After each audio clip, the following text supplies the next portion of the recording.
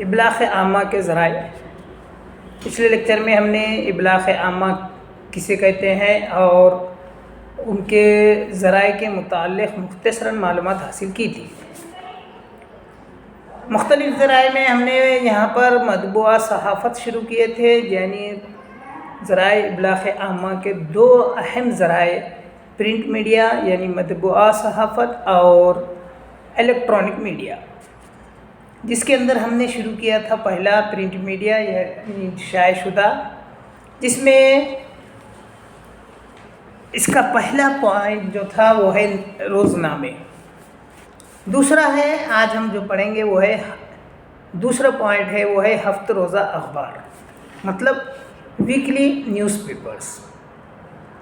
یہ بھی ایک ذرائع ابلاغ کے ایک اہم ذرائع میں شمار ہوتا ہے، جس کے ذریعے سے ہم بہت ساری معلومات، بہت سارے خیالات، نظریات ایک جگہ سے دوسری جگہ پہنچاتے ہیں۔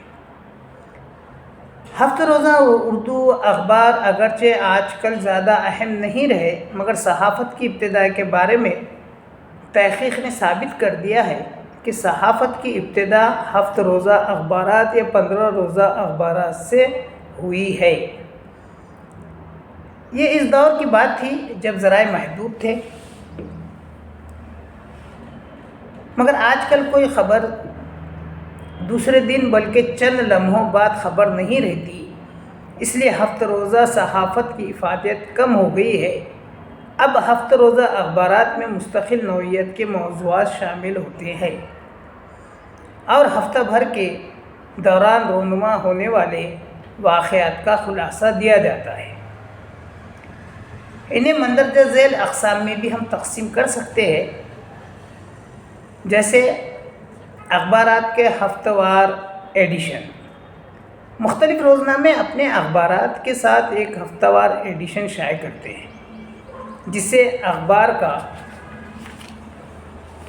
میگزین بھی کہتے ہیں۔ اس میں رنگا رنگ تصاویر، ملکی سیاست اور بین الاقوامی حالات پر رپورٹ وغیرہ شامل ہوتی ہے۔ ان کی معیشت، معاشرتی مسائل، سفرنامے اور آپ بیتیاں شامل ہوتی ہے۔ یہ رسالے متنوع مواد کی وجہ سے خاصے مقبول ہے۔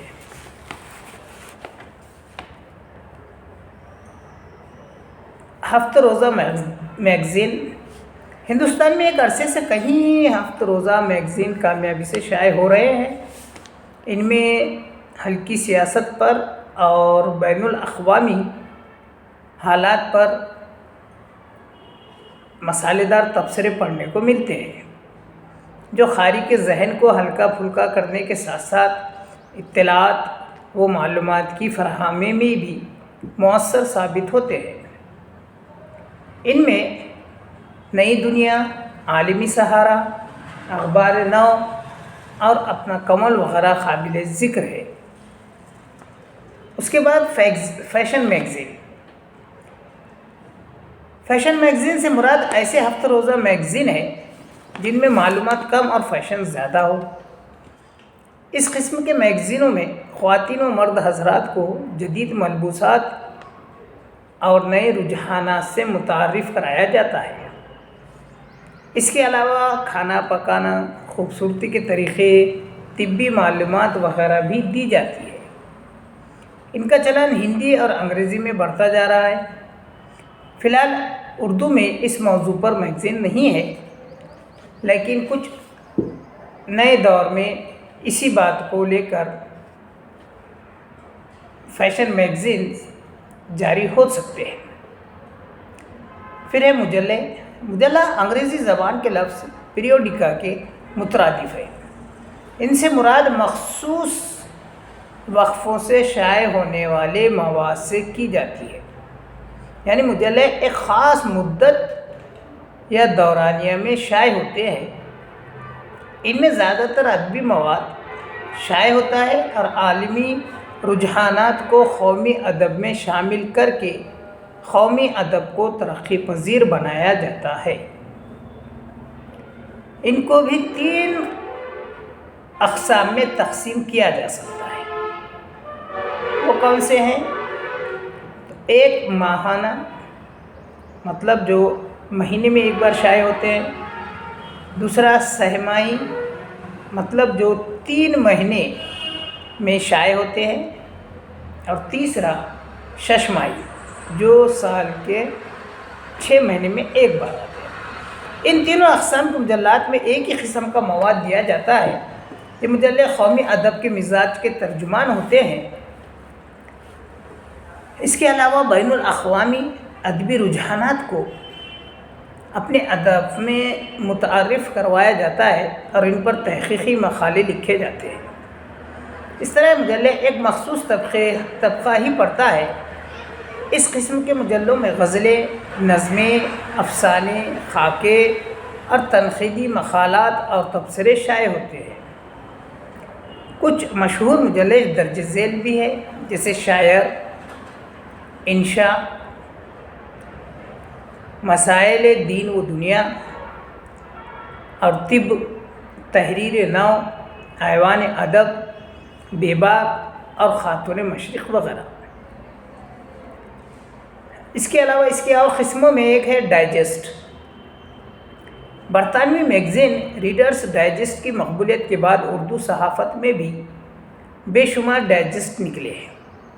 ڈائجسٹ سے مراد ایسے ماہانہ رسائل ہیں جن میں خبری اطلاعات کے علاوہ مستقل نوعیت کے مواد پڑھنے کو ملتے ہیں۔ ان کو ہم درج ذیل اقسام میں تقسیم کر سکتے ہیں۔ نمبر 1 ہے جاسوسی ڈائجسٹ۔ ہر انسان فطری طور پر خود کو دلیر اور بہادر تصور کرتا ہے، اور اس نفسیاتی فعل کا اظہار وہ اپنی تحریروں میں کرتا ہے۔ جاسوسی ڈائجسٹ میں مختلف جرائم اور سراغ رسانی پر مبنی کہانیاں دی جاتی ہیں۔ اس طرح قاری ہیرو کے ساتھ خود بھی ہیرو بننے کی کوشش کرتا ہے۔ اس قسم کے رسالوں میں سنسنی خیزی اور تجسس زیادہ ہوتا ہے۔ ان میں جاسوسی ڈائجسٹ، عمران ڈائجسٹ، سبرنگ وغیرہ وغیرہ قابل ذکر ہے۔ جہاں تک بات جاسوسی کی آتی ہے، اردو ادب میں ہمیں ابن صفی کا نام سب سے نمایاں نظر آتا ہے، جن کے جاسوسی ناول بہت مشہور ہے اور جن کو قاری پوری لگن کے ساتھ اور دلچسپی کے ساتھ پڑھتے ہیں، اور اسی کا ایک کردار ہے عمران، اور اسی پر یہ عمران ڈائجسٹ بھی جاسوسی کے طور پر ہی یہاں پر نام دیا گیا ہے۔ اسی کے علاوہ ڈائجسٹ کی دوسری قسم اگر دیکھی جائے تو وہ ہے خواتین ڈائجسٹ۔ اس میں کیا ہوتا ہے؟ تو اس میں عورتیں زیادہ تر رومان، کھانا پکانا، خوبصورتی کے طریقے، بچوں کی نگہداشت وغیرہ جیسے موضوعات رکھنے والے رسائل پڑھتے ہیں۔ خواتین ڈائجسٹ میں رومانوی کہانیوں کے ساتھ ساتھ اوپر درج مواد بھی شامل کیا جاتا ہے، جس سے خواتین کی دلچسپی بڑھ جاتی ہے۔ خواتین ڈائجسٹ میں زیادہ مشہور پاکیزہ آنچل اور خواتین ڈائجسٹ وغیرہ خود شامل ہے۔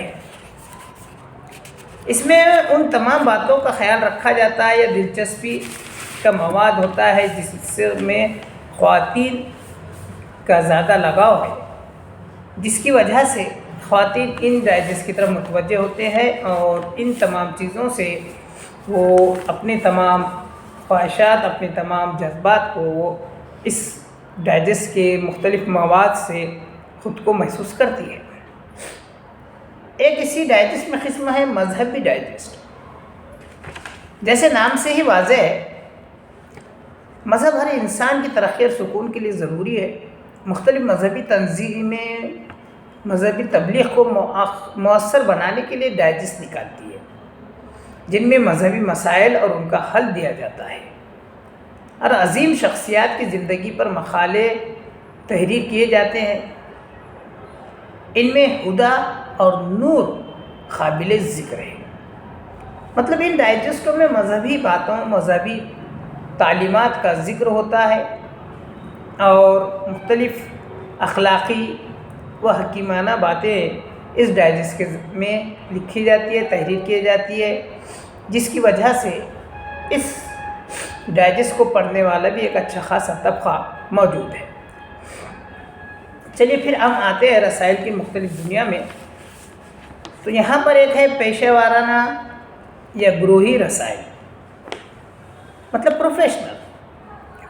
پیشہ وارانہ یا گروہی رسائل سے مراد وہ رسالے ہیں جن میں کسی مخصوص پیشے سے متعلق یا معاشرے کے کسی ایک مخصوص گروہ کے متعلق مواد بھی شامل ہوتا ہے۔ ان رسائل کا موضوع مخصوص لوگ اور مخصوص پیشہ ہوتے ہیں، اس لیے ان کو ایک مخصوص طبقہ ہی پڑھتا ہے، اور ان میں عام مواد کی بجائے فنی علم زیادہ ہوتا ہے جو عام آدمی کی سمجھ سے بالا تر ہوتا ہے۔ بعض ادارے اپنے کارکنوں کی تفریح کے لیے بھی رسائل جاری کرتے ہیں۔ ایسے پیشہ وارانہ رسالے میڈیکل، فلم، پولیٹری،